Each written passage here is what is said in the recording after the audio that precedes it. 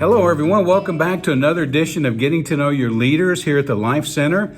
So glad you've joined us. I've got one of my favorite people here with me today, Lisa. Lisa, tell these folks who you are and what you do at the Life Center. I am Lisa McKeehan, and I have been an intake volunteer since the Life Center opened. Whoa. So, how did you first get involved? Well, it's always been on my heart to help the under-resourced. And when I found out that they had a grant to build the Life Center, my heart kind of leapt, because it's something that I've always wanted to do. And to see it to come to fruition, it's been amazing. So I really love my volunteer work here. So what do you enjoy the most about it, Lisa?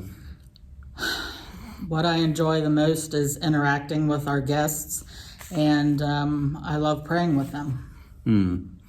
So we spend a lot of Saturday mornings together here at the Life Center, yes. And I can tell you always enjoy that engagement with our guests and spending some time praying with them during that dialogue as well. Excellent.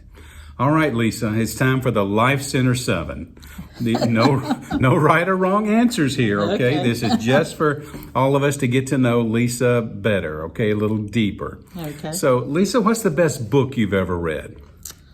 Well, I read the Left Behind series years ago, and it just kept me engaged through the whole series.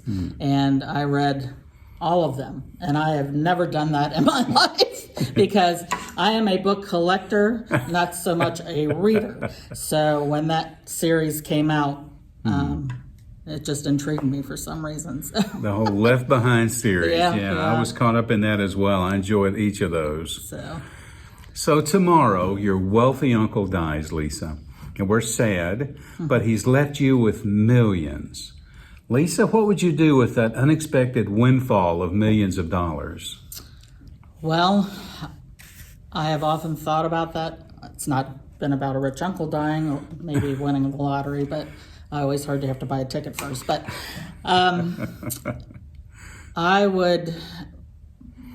my first thing probably would be, I have a sister-in-law who is under-resourced, and she is raising her two grandsons by herself. And currently she's in a situation where she lives in a trailer, and I would buy her a home and a car, because the car she has, she's always having to put money into it. She just had repairs done to it. So that would probably be one of the first things, is to help her and anyone else in my family that would need help. And I've always had this dream of having a lot of property where I could have many dogs. Many dogs on a lot of property. Yeah. Wow. So they could run. I just love dogs. And nice. So I would probably start some kind of an animal shelter type thing.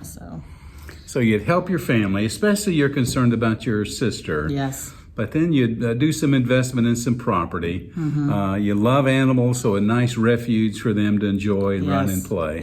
Yes. All right, so your house is on fire. You have every living thing is safe. All human beings, all the pets are safe. But you've got a chance to run back in and grab one thing. So what one thing would you grab before the house collapsed? Oh, gosh. Well, most things are material, right? So I wouldn't grab any of those things. Probably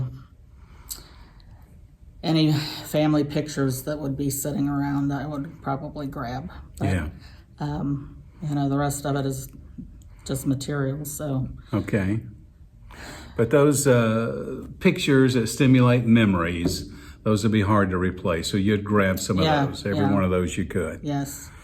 All right, let's create a situation.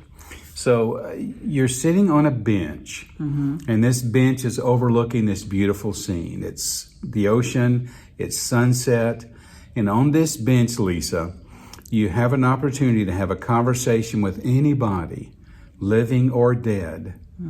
Who would you want to have a conversation with, Lisa? Well, that I've seen these on Facebook where they ask you that, and my answer has always been Jesus. So what particular would you engage in dialogue with Jesus about, Lisa? Oh, I'm sure I'd have a lot of questions of why did this happen? Why, why did they have to leave so soon? But I think I would just mainly soak up the presence, just to be able to sit there and just engage in conversation. Oh, I love it. I would just love that. Yeah. I mean, just to be able to reach out and touch him. Oh, You know what I can't mean? imagine. So Yeah. I just think that would be awesome. So engage with him for a little bit of perspective. Why did this or that happen that I don't have clarity over? Yeah. But mostly just kind of sitting in his presence. Yes. My mind immediately went to that scene where Martha and Mary were engaged with him, and Mary just relished being in his presence. Yes. And Martha was scurrying around doing everything, but Mary took advantage of just being with him. Yes. So, Lisa, what's the best advice you've ever received? Oh, wow. The best advice. Probably don't go to bed angry. I'm sure we've all heard that, but it's the truth, because you don't want to enter into the peace of your sleep and just be angry with something that went on during the day, or mad at your spouse, or whatever. You don't want to go to bed angry and wake up angry. So keep short accounts. Make sure to resolve conflicts or difficulties every day. Don't let them fester and build up. Right. That's some great advice, Lisa. So if you could travel back in time and talk to 20-year-old Lisa, what advice would you give 20-year-old Lisa? Wow. I would say love yourself better. So love yourself better. Yep. Yeah, that's good advice. You're a child of God. Yes, indeed. Made in his image, so love that gal more. I love that, Lisa. Good. Lisa, it's been said that every great person could have their life summarized with one sentence. So how would you like for that one sentence to read that will summarize your life, Lisa? That she loved hard and was as generous as she possibly could be. I would rather be standing before God being accused of being too generous than not generous enough. And that's always been in God has placed it in my heart to be a giver, and I try to do my best with that. So Beautiful, Lisa.